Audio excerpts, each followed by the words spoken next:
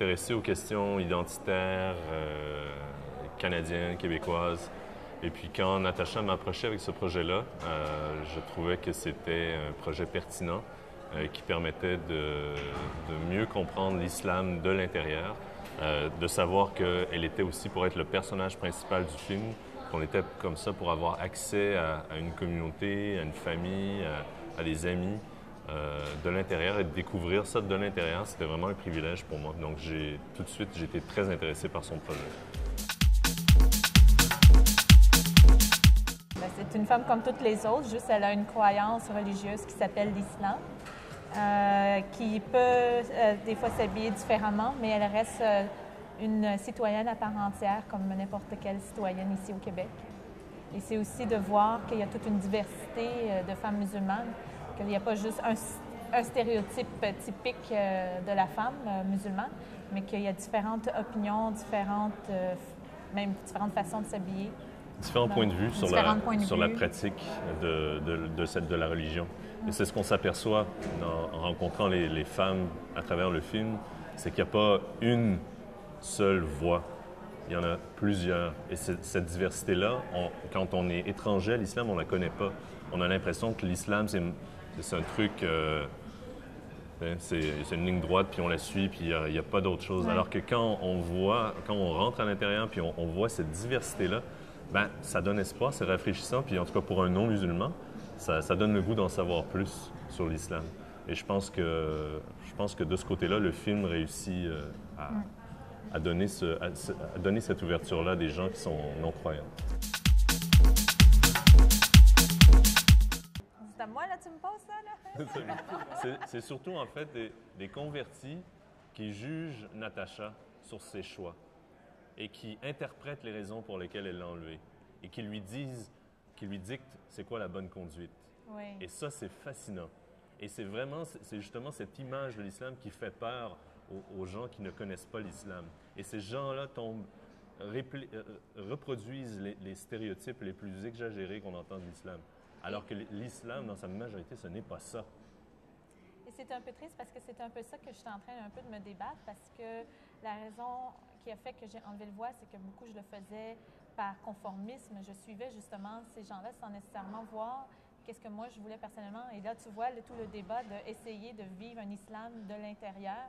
C'est très difficile quand tu as toute cette influence-là autour de toi, là, qui te pointe du doigt et qui dit « Ah, mais t'es musulmane, il faut que tu fasses comme ça, comme ça, comme ça. »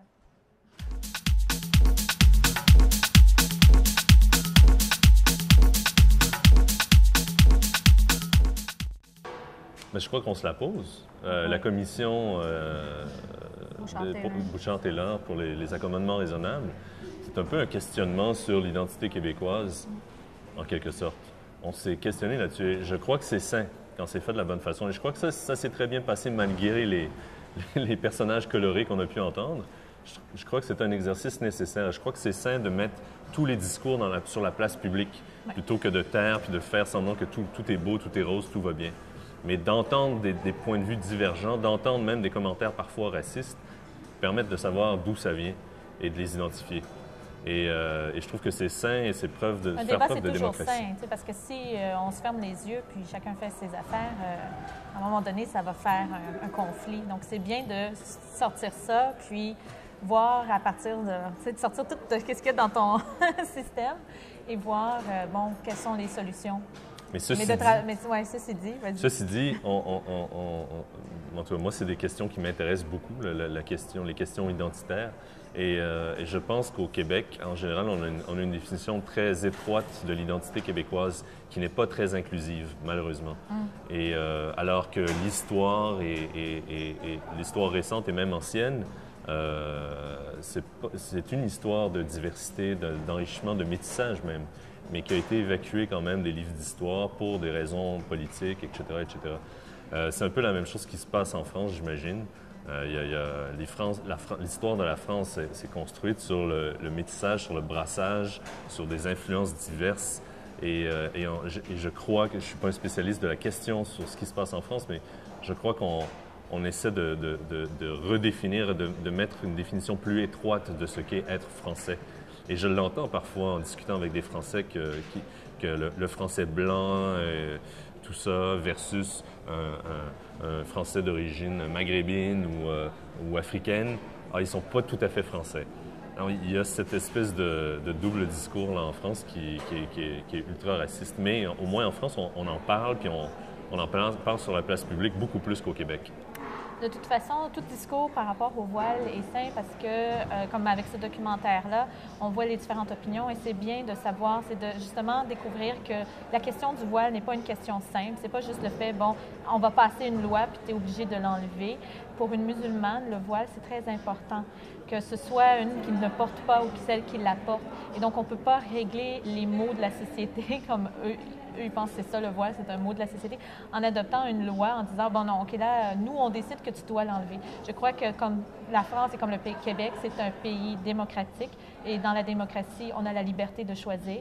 Alors, on a la liberté de choisir soit de porter le voile ou de ne pas porter le voile. Et c'est pas à une loi qui va nous dicter qu'est-ce qu'on doit mettre. Et si on dit il faut enlever le voile, ben aussi on enlève la croix de l'Assemblée nationale, on enlève la croix du Mont-Royal et de la sphère publique. Est-ce qu'on va aller sur ce chemin-là maintenant? Est-ce qu'on veut commencer? Il faut être conséquent là. C'est ça. Si on est dans une société laïque, ben soyons laïques jusqu'au bout. Pas laïque dans certains cas, puis pas laïque dans certains autres. Pour certains groupes, mais pas pour d'autres.